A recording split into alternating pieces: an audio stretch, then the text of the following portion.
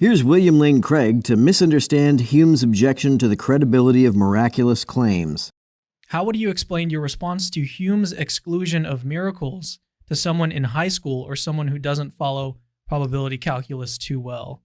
Well, I had to smile when I saw this question, because in the class lectures, I go into Bayes' theorem and try to explain this in some detail, because people like Bart Ehrman, for example, completely misunderstand the probabilities involved. With respect to miracles, nobody really understands the probabilities involved because there is no way to calculate the probability of a miracle. There's no way to put an actual number value to it. Craig tries to apply Bayes' theorem to claims about the resurrection, but because the inherent probability of a miraculous resurrection is incalculable, I think it's a failure from the start.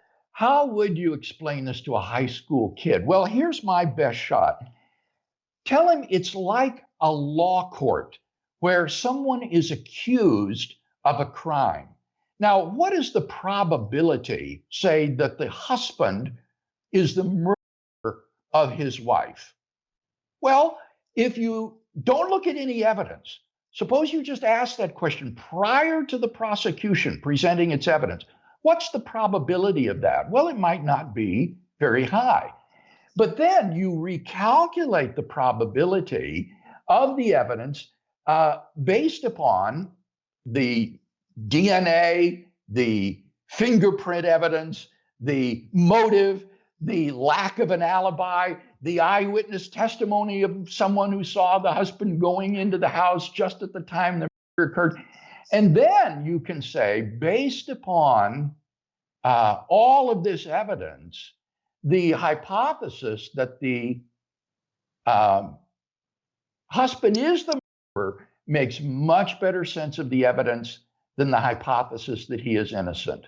And in that case, that can outbalance any intrinsic improbability in his being the murderer that you estimated apart from the evidence. The problem with using this as an analogy for a miracle like the resurrection is that no crime for which anybody has ever been convicted has a comparable inherent improbability to a resurrection. Crimes are known to occur. Resurrections are not. While evidence may mitigate the inherent improbability of a crime to the point of making it more probable than not, it's not clear how much evidence you would need to have to overcome the inherent improbability of a miracle, which is the least probable of all occurrences. This is especially the case with respect to a resurrection whose probability, as best anyone can tell, is zero. So one of these is the prior probability without any evidence. What's the probability he's guilty? The other, then, you figure, what is the probability of the evidence given that he's guilty versus that he's not guilty? And when you put these together, that will give you the total probability. What is the probability that he's guilty given the general information we have plus the evidence? And then it may turn out that indeed it's highly probable that he's guilty. So how does this relate to David Hume's argument? Oh, the way it relates to David Hume's argument is that Hume only considers the prior probability. He only considers the probability of someone raising from the dead relative to the background information alone, which he takes to be the laws of nature.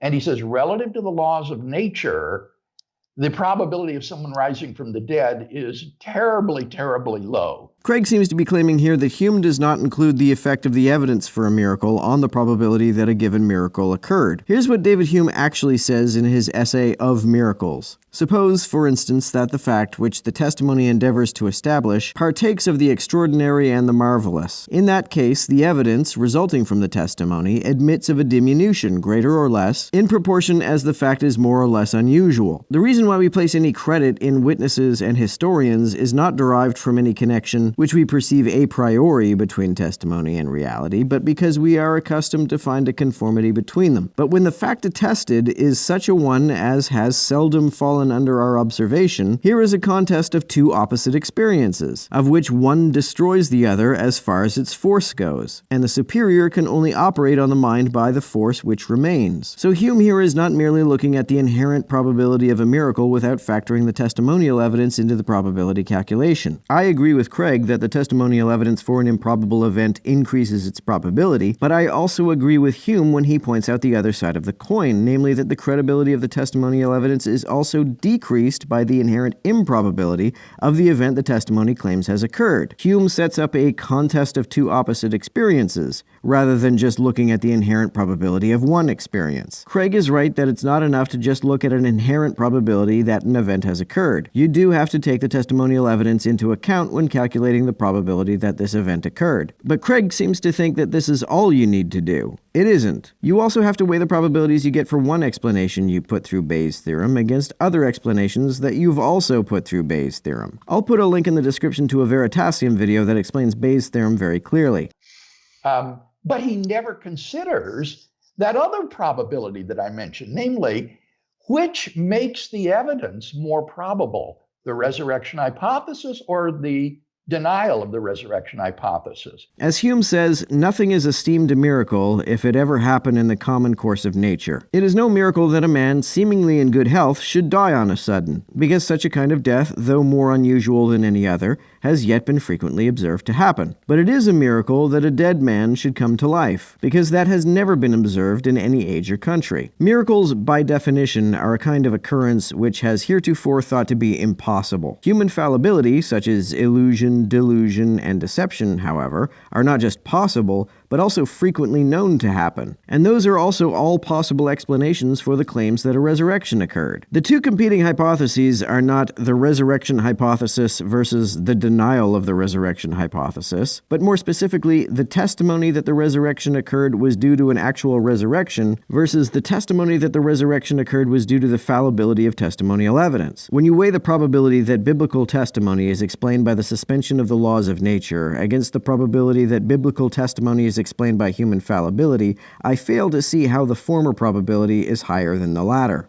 And so Hume's argument is mathematically, demonstrably fallacious because he only considers the prior probability of the resurrection hypothesis and not the probability of the evidence given the resurrection hypothesis versus its alternative. Not true. Hume takes both the inherent probability of a miracle into account and the probability that testimony is true into account, and he considers the effect one probability has on the other. Craig is right to point out that lots of testimony mitigates the improbability of an inherently improbable event, but Hume is also correct that the inherent improbability of an event also reduces the probability that testimony of such an event is reliable. I accept that the probability of an inherently improbable event is higher if you have lots of mutually corroborating testimony that it happened, but I'm still not going to be convinced that it happened if there is a competing explanation for those testimonies whose probability is higher still. Testimonial fallibility is so much more common than resurrection that the idea that the authors of the New Testament were mistaken or lying still seems to me like a far more probable explanation for their testimony than the occurrence of a resurrection. A common trick apologists sometimes like to pull is to cite Paul's assertion that Jesus appeared to more than 500 people, as though this assertion by one guy, Paul, about more than 500 people seeing Jesus should be as impressive as more than 500 independent, mutually consistent first-hand eyewitness accounts. It's not, of course. It is the claim of one guy who wasn't even there himself. But let's say we did, in fact, have more than 500 independent, mutually consistent eyewitness accounts. Would the probability of the occurrence of a resurrection given those testimonies be significantly higher than a resurrection's inherent probability? Sure. Would that probability be higher than the admittedly very low probability of more than 500 people giving false testimony? I still don't see how. It seems to me that the probability of a resurrection, even given the existence of more than 500 independent, mutually consistent eyewitness accounts, would still be even lower than the already extremely low probability of more than 500 false, independent, mutually consistent eyewitness accounts. Even if, when you put the evidence for the resurrection through Bayes' theorem, the result is that the probability of resurrection increases and the probability of false testimony decreases, I am still not convinced that these two probabilities have been altered enough to render the probability of resurrection higher than the probability of false testimony. Since that's the case, I still see false testimony as being more probable. But now you see you've already gotten beyond the high school student and made it too complicated. If you want to explain to the high school student, I think the law court analogy ought to make it clear. What's the probability of the resurrection without any evidence? Now, what's the probability of the resurrection once you bring in the evidence? I don't agree that putting the evidence of the resurrection through Bayes' theorem raises its likelihood enough to make it probable, but even if it did, you also have to weigh that probability against the probability of alternative explanations. Even if you take the testimonial evidence into account, the alternative explanation that this evidence is the product of various forms of testimonial fallibility, each of which is vastly more common than resurrection, still seems to me to be greater than the probability of a resurrection, even one that had several witnesses attesting to it, because as best we can tell, the probability of a resurrection is 0.